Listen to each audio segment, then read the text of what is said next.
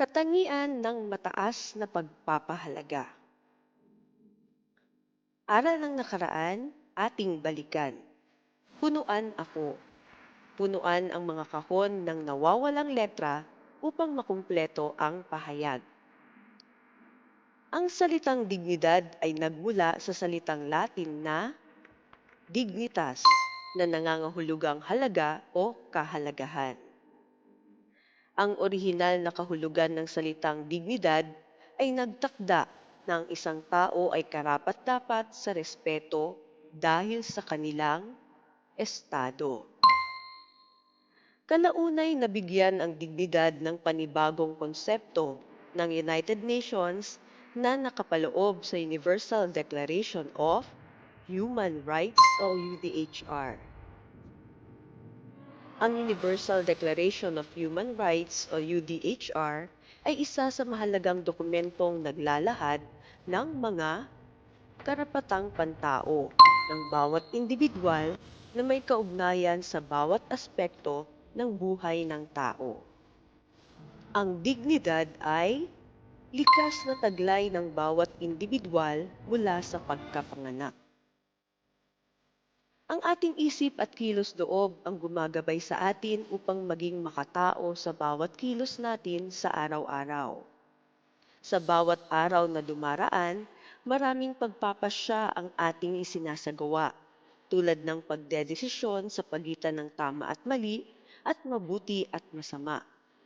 Ano nga ba ang kailangan upang matutong mamili sa pagitan ng mga bagay na ito? Ano-ano nga ba ang itinuturing mong mahalaga sa iyo? Bakit mo pinahahalagahan ang mga ito? Survey says, isaayos ang mga sumusunod ayon sa iyong pagpapahalaga. Lagyan ng bilang 1 para sa pinakamababang pagpapahalaga hanggang 10 para sa pinakamataas na pagpapahalaga.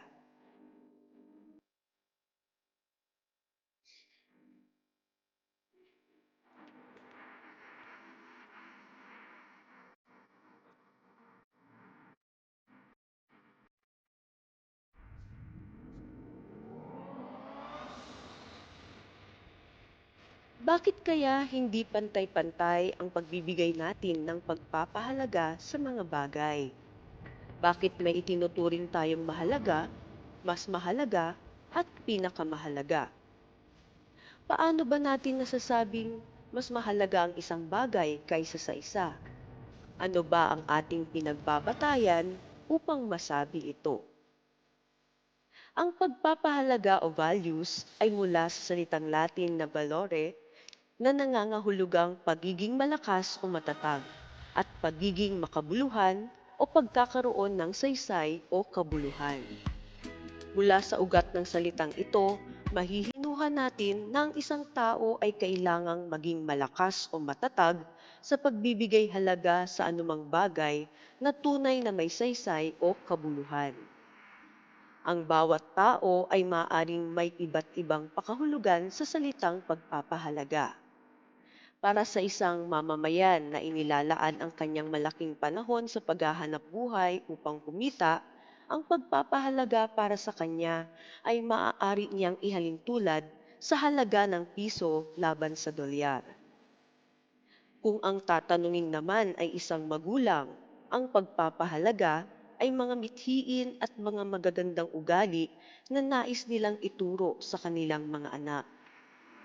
Ayon naman sa mga psikolohista, ang pagpapahalaga ay anumang bagay na kaibig-ibig, kaakit-akit, papuri-puri, kahanga-hanga, at nagbibigay ng inspirasyon, magaan at kasiyasiya sa pakiramdam at kapaki-pakinabang.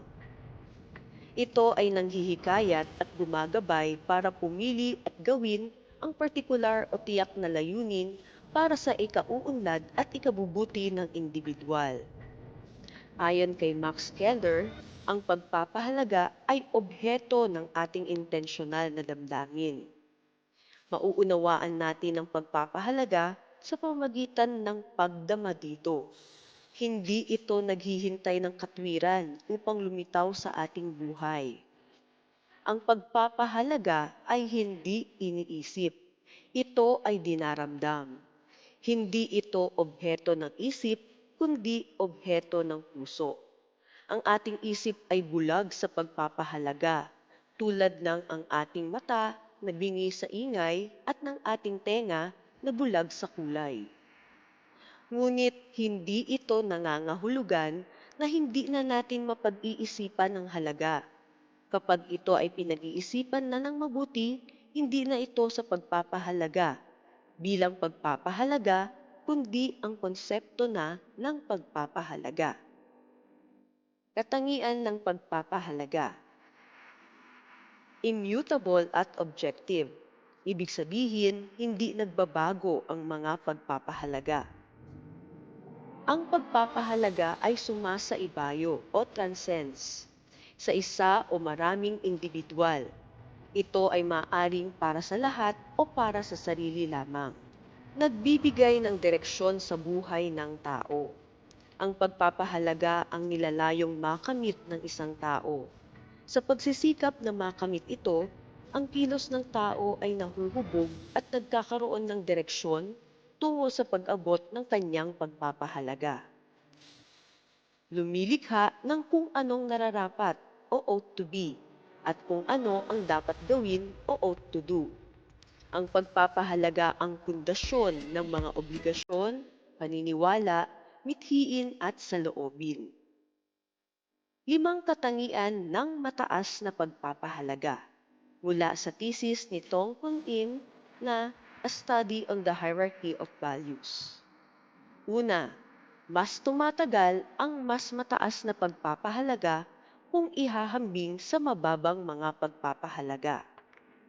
Halimbawa, ang paggastos ng pera upang ibili ng aklat ay mas mataas kaysa sa ipambili ito ng pagkain. Mas tumatagal ang kaalaman na makukuha sa aklat kaysa sa kasiyahan ng pisikal na katawan dahil sa pagkain. Ang pagpapahalaga ay nasa mataas na antas kung hindi ito kailanman mababago ng panahon o timelessness or ability to endure. Ikalawa, mas mahirap mabawasan ang kalidad ng pagpapahalaga. Kahit pa dumarami ang nagtataglay nito, mas mataas ang antas nito. Halimbawa, ang pagpapahalaga ng material na bagay na lumiliit habang nahahati ito. Ngunit ang pagpapahalaga sa karunungan ay hindi nababawasan kahit pa mahati ito o ipamahagi sa napakaraming tao. Ang pagpapahalaga ay nasa mataas na antas kung sa kabila ng pagpasalin-salin nito sa napakaraming henerasyon, napananatili ang kalidad nito o indivisibility. Ikatlo, mataas ang antas ng pagpapahalaga kung ito ay lumilikha ng iba pang pagpapahalaga. Ito ay nagiging batayan ng iba pang mga pagpapahalaga. Halimbawa, ang isang tao na nagtatrabaho sa ibang bansa na tinitiis ang lungkot, pangungulila at labis na pagod upang kumita ng sapat na salapi. Ginagawa niya ito upang mapagtapos sa pag-aaral ang kanyang anak. Para sa kanya, mas mataas na pagpapahalaga ang mapagtapos ang kanyang anak sa pag-aaral kaysa sa kanyang pagsasakripisyo at pagod. Ikaapat, may likas na kaugnayan ang antas ng pagpapahalaga at ang lalim ng kasiyahang nadarama sa pagkamit nito. Kung mas malalim ang kasiyahan na nadama sa pagkamit ng pagpapahalaga, mas mataas ang antas nito. Halimbawa, mas malalim ang kasiyahan ng pagsali sa isang prayer meeting kaysa sa paglalaro ng basketball, o ito ang depth of satisfaction. Ikalima, ang isang pagpapahalaga ay nasa mataas na antas kung hindi ito nakabatay sa organismong nakararamdam nito. Halimbawa, ang taong may kapansanan na patuloy na lumalaban sa hamon ng buhay. Hindi naging hadlang ang kapansanan upang ang pagnanais na magtagumpay ay makamtan. Acronym, magbigay ng salita o parirala na nagpapakita ng tiyak na paraan na isasagawa mo upang mas mapataas pa ang antas ng iyong pagpapahalaga. Ang mga salitang ito ay dapat na nagsisimula sa mga titik na mahalaga.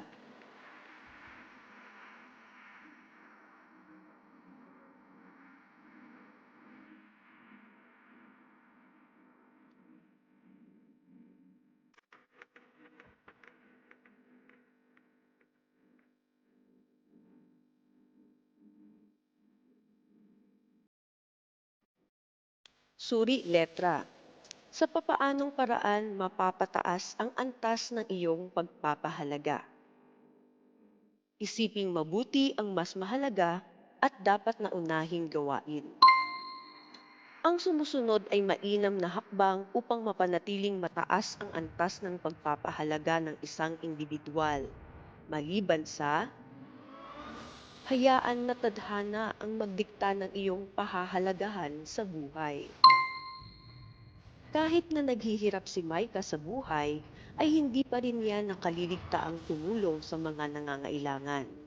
Ano ang maaring kahinatnan niya? Makatutulong ito upang mapaunlad ang kanyang pagkatao. Alin sa sumusunod ang hindi katangian ng mataas na antas ng pagpapahalaga? Kung ito ay nakabatay sa organismong nakararamdam nito.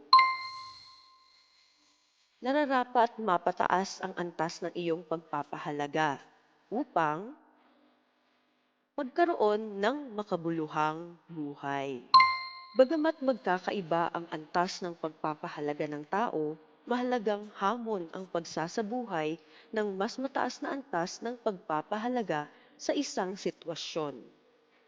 Ito ay sa pamamagitan ng palaging pagpili na gawin ang mas mataas na antas ng pagpapahalaga kaysa sa mababang antas. Sa ganitong paraan ay mas nasisigurado mong ginagawa mo ang tama at mabuti. Kaya naman piliin laging maging mabuting tao.